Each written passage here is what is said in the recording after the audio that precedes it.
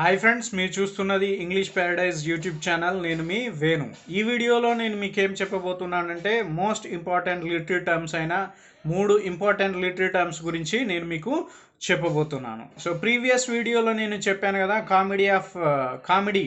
So literary term అయిన కామెడీలో ఇంకా 2 type of comedies మిగిలి ఉన్నాయి. సో వాటి గురించి నేను నెక్స్ట్ వీడియోలో చేస్తానని చెప్పాను కదా. సో ఈ వీడియోలో ఆ 2 మిగిలిపోయిన టైప్ ఆఫ్ కామెడీస్ గురించి నేను ఈ వీడియోలో మీకు చెప్పబోతున్నాను. సో ఈ వీడియో చూస్తున్నప్పుడు మీరు ఏం చేయండి అంటే, వీడియో చూస్తున్నప్పుడు నేను ఇంపార్టెంట్ బిట్స్ అని చెప్పినప్పుడు మీరు ఏం చేయండి అంటే ఆ ఇంపార్టెంట్ బిట్స్ని ఒక నోట్బుక్లో రాసుకోండి. ప్రతి వీడియోకి సంబంధించిన ఇంపార్టెంట్ బుక్స్, తర్వాత అవి ఎవరు రాశారు, ఎప్పుడు పబ్లిష్ అయింది, ఇవన్నీ చెప్తున్నాను కదా. ఎలా అడుగుతారు ఎంఏ ఇంగ్లీష్ ఎంట్రన్స్ ఎగ్జామ్లో అని చెప్తున్నాను కదా. సో దానికి సంబంధించి చెప్పినప్పుడు మీరు ఈ వీడియో చూస్తున్నప్పుడు మీరు నోట్స్ తయారు చేసుకోండి. అది మీకు బాగా బెనిఫిట్ అవుతుంది. సో ఒకటి మనం ఆ 2 టైప్స్ ఆఫ్ కామెడీస్, తర్వాత దాంతోపాటు ఇంకొక టర్మ్ నేను మీకు ఈ వీడియోలో చెప్పబోతున్నాను. సో లేట్ లేకుండా మనం ఏం చేద్దాం, టాపిక్లోకి వెళ్ళిపోదాం. సో ఆ 2 టైప్స్ ఆఫ్ కామెడీస్లో ఒకటి ఏంటంటే కామెడీ ఆఫ్ హ్యూమరస్. సో దీని గురించి ఫస్ట్ మనం నేర్చుకుందాం. సో కామెడీ ఆఫ్ హ్యూమరస్ అనే లిటరీ టర్మ్ని ఎవరు డెవలప్ చేశారంటే బెన్ జాన్సన్ డెవలప్ చేయడం జరిగింది. సో స్పెల్లింగ్ వచ్చేసి బెన్ JONSON, బెన్ జాన్సన్ అనేట ఆయన చేయడం జరిగింది, దీన్ని డెవలప్ చేయడం. సో ఈయన ఎక్కడి వాడు మరి అంటే ఏ ఏజ్కి సంబంధించిన వాడు అంటే ఎలిజబెథన్ ఏజ్కి సంబంధించిన ప్లే రైట్. సో ప్లే అంటే డ్రామాస్ రాసే వాళ్ళని ఏమంటారు, ప్లే రైట్ అంటారు, లేదా ప్లేస్ రాసే వాళ్ళని ఏమంటారు, ప్లే రైట్ అంటారు. సో ఈయన ఎలిజబెథన్ కాలానికి సంబంధించిన play right Ben Johnson. So ఈయన ఈ కామెడీ ఆఫ్ హ్యూమరస్ని డెవలప్ చేయడం జరిగింది. సో ఈయన దేని బేస్ మీద ఈ కామెడీ ఆఫ్ హ్యూమరస్ని డెవలప్ చేశాడు అంటే ఫిజియలాజికల్ థియరీ అయిన 4 హ్యూమరస్, ఇది కూడా గుర్తుపెట్టుకోండి, 4 హ్యూమరస్ అనే థియరీ మీద బేస్ చేసుకొని, ఇది ఏన్షియంట్ ఫిజియోలాజికల్ థియరీ. సో దీని మీద బేస్ చేసుకొని ఆయన కామెడీ ఆఫ్ హ్యూమరస్ని డెవలప్ చేయడం జరిగింది. ఇందులో 4 హ్యూమరస్లు ఉంటాయి. సో హ్యూమరస్ అంటే నవ్వు తెప్పించేది, లేదా నవ్వు లేదా హాస్యము అని మనము చెప్పవచ్చు. సో హ్యూమరస్, హాస్యము. సో అందులో ఫస్ట్ వన్, ఆ 4 హ్యూమరస్లు ఏంటి అంటే first one is blood, BLOOD, blood. దీన్ని సాంగ్వి అని అనవచ్చు. సో సాంగ్వి అంటారు. సో సాంగ్వి స్పెల్లింగ్ ఒకసారి చూద్దాం, SANGUINE, సాంగ్వి. సో ఇది లాటిన్ వర్డ్ నుంచి రావడం జరిగింది. ఇదేంటి, లాటిన్ వర్డ్లో నుంచి తీసుకోవడం జరిగింది. దీని అర్థం వచ్చేసి బ్లడ్ అని అర్థము. సో ఇది ఫస్ట్ హ్యూమరస్ అనమాట. సో సెకండ్ హ్యూమరస్ అంటే ప్లేమ్. ఏంటిది, దాని స్పెల్లింగ్ చెప్తా, ఒకసారి రాసుకోండి వీలైతే, PHLEGM, ప్లేమ్ అని ప్రొనౌన్స్ చేయాలి. సో దీని అర్థం, సాంగ్వి అంటేనేమో బ్లడ్, మనకు తెలుసు, రక్తము అనే అర్థం అనమాట.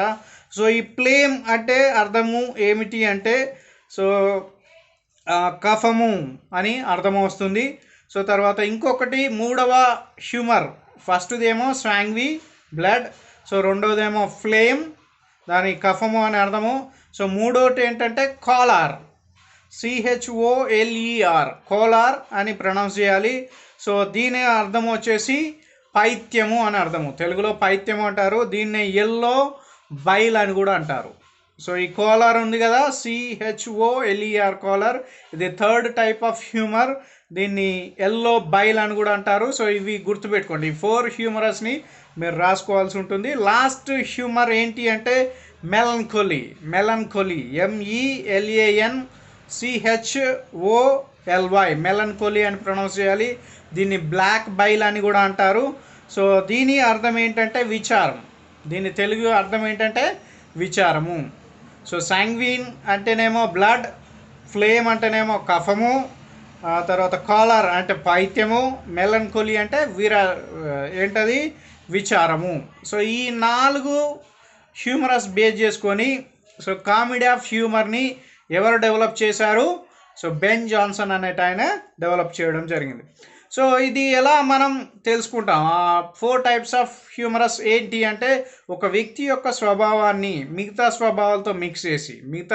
వాళ్ళ స్వభావాలతో మిక్స్ చేసినప్పుడు మనకు ఆ వ్యక్తి ఎలాంటి స్వభావాన్ని కలిగి ఉంటాడనేది ఇది చెప్తుంది అనమాట.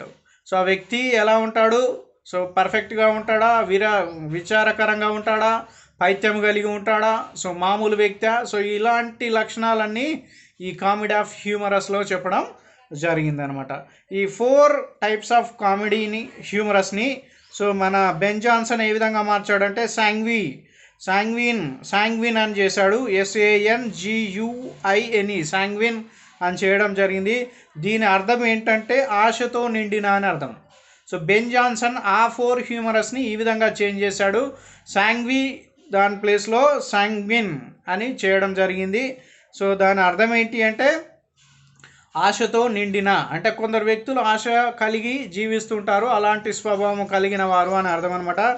Second one it is phlegmatic, PHLEGMATIC phlegmatic. ఇది రెండో టైప్ ఆఫ్ బెన్ జాన్సన్ చెప్పిన రెండో type of comedy of humorous. So దీని అర్థం ఏంటంటే ఆవేశము అని అర్థము.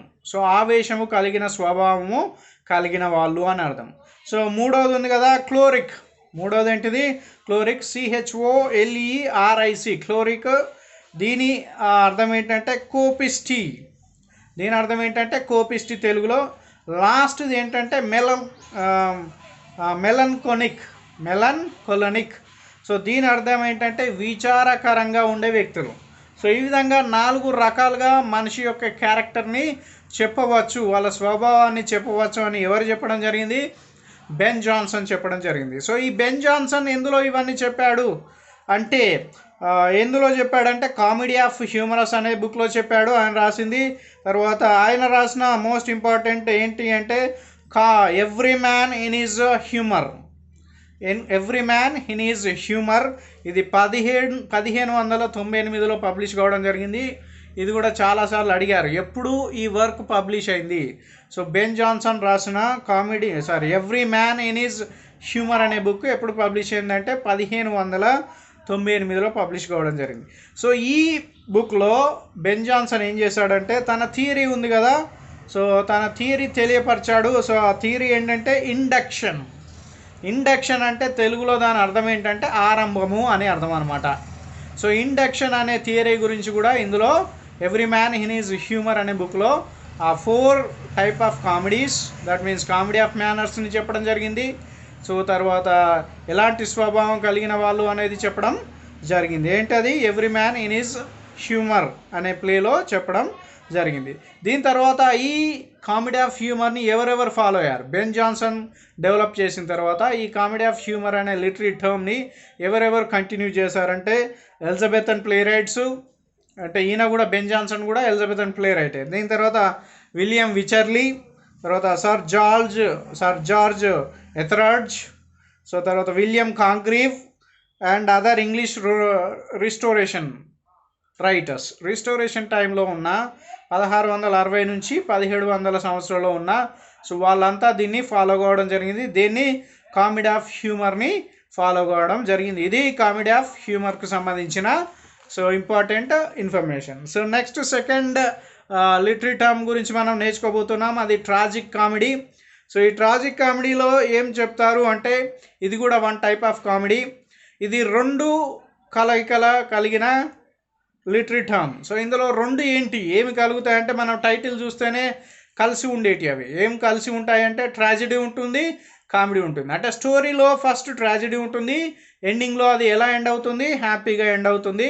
సో ఇది ఉంటుంది అనమాట. ఇందులో కామెడీ ఉంటుంది, ట్రాజెడీ 2 ఉంటాయి కాబట్టి దీన్ని ట్రాజిక్ కామెడీ అని అనడం జరుగుతుంది. ఇది ఎలాంటి ట్రాజెడీ అంటే ఇది serious play with a happy ending. First సీరియస్గా స్టార్ట్ అవుతుంది, ఈ డ్రామా కానీ ప్లే కానీ చాలా సీరియస్గా స్టార్ట్ కావడం జరుగుతుంది. ఎండింగ్ వచ్చేసరికి చాలా హ్యాపీ ఎండింగ్ మాత్రం ఉండడం జరుగుతుంది. షేక్స్పియర్ ఇలాంటి ప్లేస్ చాలా రాశాడు, ట్రాజిక్ కామెడీస్ చాలా రాశాడు. మీకు నెట్లో సెర్చ్ చేసిన what are the famous tragic comedies of Shakespeare అని చెప్తే మీకు ఆ లిస్ట్ మొత్తం రావడం జరుగుతుంది. ఆయన రాసిన 37 ప్లేస్లో ఈ ట్రాజిక్ కామెడీస్ కూడా ఉండడం జరిగింది. అలాగే ఇది ట్రాజిక్ కామెడీ కానీ స్ట్రెయిట్ ట్రాజెడీ కాదు, స్ట్రెయిట్ ట్రాజెడీ ప్లే కాదు. స్ట్రెయిట్ ట్రాజెడీ అంటే అర్థం ఏంటంటే సో ప్లే మొత్తము ఎలా ఉంటుంది అంటే సో మొత్తం ట్రాజెడీనే ఉంటుంది, అంతా చావులే ఉంటాయి. సో అంతా ఎప్పుడు ఏడుపులే ఉంటాయి. సో కానీ ఈ ట్రాజిక్ కామెడీలో అలా ఉండదు. సో ఫస్ట్ ఏమో ట్రాజెడీ ఉంటుంది, తర్వాత ఎండింగ్ వచ్చేసి కామెడీగా ఉంటుంది అనమాట. సో ఇలాంటి ట్రాజిక్ కామెడీస్ షేక్స్పియర్ ఎక్కువ రాయడం జరిగింది. సో ఇందులో లైట్ హ్యూమర్ ఉంటుంది, అంటే హాస్యం కూడా ఉంటుంది అనమాట. సో లైట్ హ్యూమర్ కూడా ఇందులో ఉండడం జరుగుతుంది. సో ఇలాంటి ఫీచర్స్ కనుక కలిగి ఉంటే దాన్ని ట్రాజిక్ కామెడీ అని అంటాం. సో ఫస్ట్ స్టోరీలో ట్రాజెడీ ఉంటుంది, ఎండింగ్ వచ్చేసి హ్యాపీనెస్ ఉంటుంది. ఇది ఏంటిది, అది స్ట్రైట్ ఫార్వర్డ్ ట్రాజెడీ కాదు. సో ఇందులో లైట్ హ్యూమర్ కూడా ఉండడం జరుగుతుంది. సో ఈ ట్రాజిక్ కామెడీని ఫస్ట్ ఎవరు యూజ్ చేశారు అంటే ఇది కూడా ఇంపార్టెంట్ బిట్, మీరు వీలైతే నోట్బుక్లో రాసుకోండి.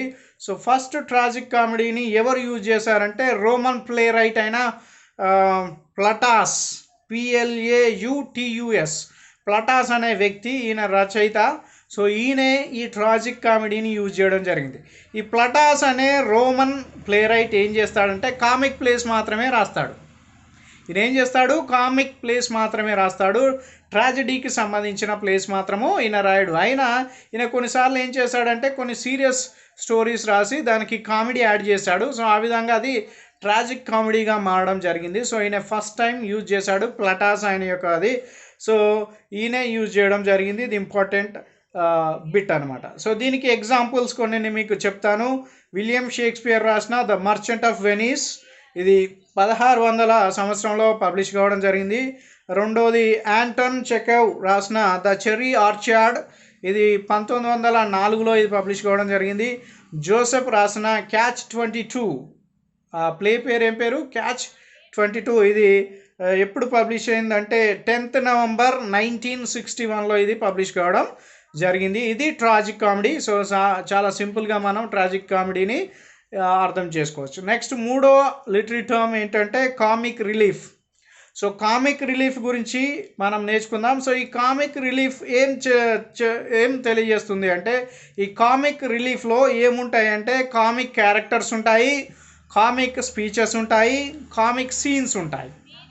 ఫర్ ఎగ్జాంపుల్ మనం సినిమాలో చూసుకున్నట్టయితే, సో ఫర్ ఎగ్జాంపుల్ సినిమాలో కొంతమంది కమీడియన్స్ ఉంటారు, ఆ కమీడియన్స్ చేసే సీన్స్ని మనం కామిక్ రిలీఫ్గా అనుకోవచ్చు. సో స్టోరీలో సీరియస్గా ఉంటుంది, సీరియస్ సీన్లు అయిపోయిన తర్వాత కామెడియన్తో కామిక్ సీన్స్ కొంతమంది పెడతారు, కామెడీ సీన్స్ కొన్ని పెడతారు, ఎందుకంటే సో మనం కొంచెం రిలాక్స్ కావడం కోసం. సో ఇది కూడా అలానే, ఇందులో ఏమేమి ఉంటాయి, కామిక్ రిలీఫ్లో కామిక్ క్యారెక్టర్స్ ఉంటాయి, కామిక్ స్పీచెస్ ఉంటాయి, కామిక్ సీన్స్ ఉండడం జరుగుతుంది. ఇది సీరియస్గా ఉండడం జరుగుతుంది. ఈ ప్లే సీరియస్గా ఉంటూ ఇందులో కామిక్ సిచ్యువేషన్స్ కూడా ఉండడం జరుగుతుంది. సో ఎందులో ఎక్కువ యూజ్ చేస్తారంటే ప్లే, నాటకంలో కానీ డ్రామా అన్నా కూడా నాటకం. సో ఈ కామిక్ రిలీఫ్ ఎక్కడ మనకు కనిపిస్తుంది అంటే డ్రామాస్లలో ఎక్కువగా కనిపించడం జరుగుతుంది అనమాట. సో ఇవన్నీ ఎప్పుడు యూజ్ చేయడం జరిగింది, సో ఇవన్నీ ఎక్కువగా ఎప్పుడు స్టార్ట్ చేశారు, ఎవరు ఎక్కువ యూజ్ చేశారంటే ఎలిజబెతన్ ట్రాజెడీ టైంలో సో ఈ కామిక్ రిలీఫ్ని యూజ్ చేయడం జరిగింది.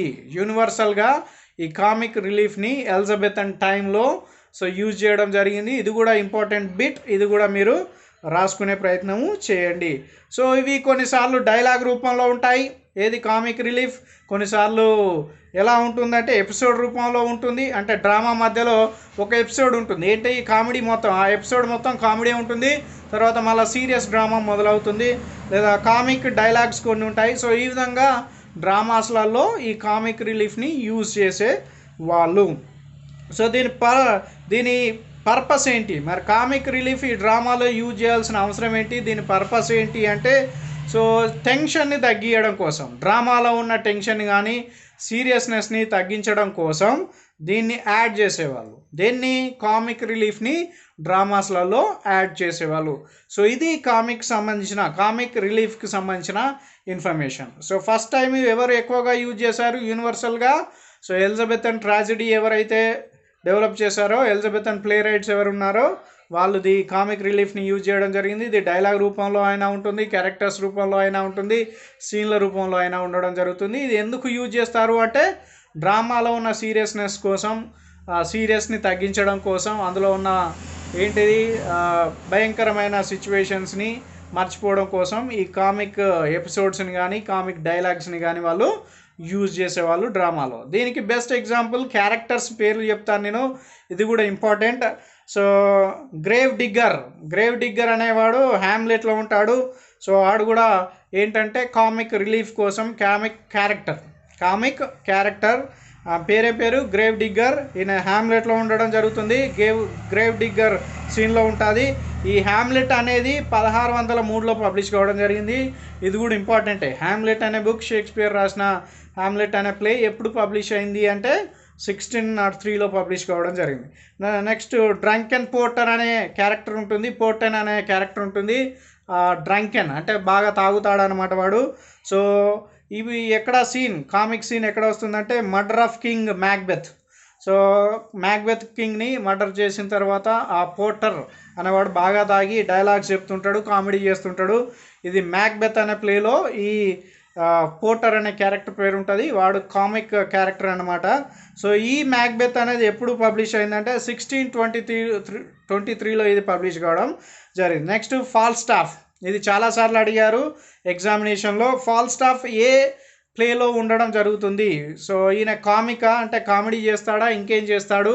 సో కమెడియనా? ఈయన ఏ ప్లేలో ఈ క్యారెక్టర్ మనకి కనిపిస్తుంది? ఫాల్స్టాఫ్ అనేది హెన్రీ ఫోర్త్లో ఈ క్యారెక్టర్ మనకి కనిపిస్తుంది. ఈ హెన్రీ ఫోర్త్ 1598లో పబ్లిష్ కావడం జరిగింది. First part Henry fourth first part 1598లో పబ్లిష్ కావడం జరిగింది. ఇంకొక కమెడియన్ క్యారెక్టర్ పేరు మీకు చెప్తాను. ఇవన్నీ షేక్స్పియర్కు సంబంధించిన ప్లేలోనే ఉన్నాయి. సో మెర్క్యూటికో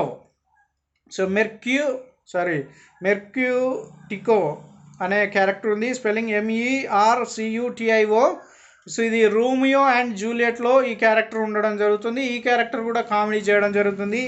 సో ఈ రోమియో అండ్ జూలియట్ ఎప్పుడు పబ్లిష్ అయిందంటే 1597లో ఈ ప్లే పబ్లిష్ కావడము జరిగింది, లేదా దీన్ని డ్రామాని ప్లే చేయడం జరిగింది 1597లో. సో వీళ్ళందరూ ఇప్పటి వరకు నేను చెప్పినవన్నీ కామిక్ క్యారెక్టర్స్. ఇవన్నీ షేక్స్పియర్ ప్లేసే, షేక్స్పియర్ రాసిన డ్రామాసే.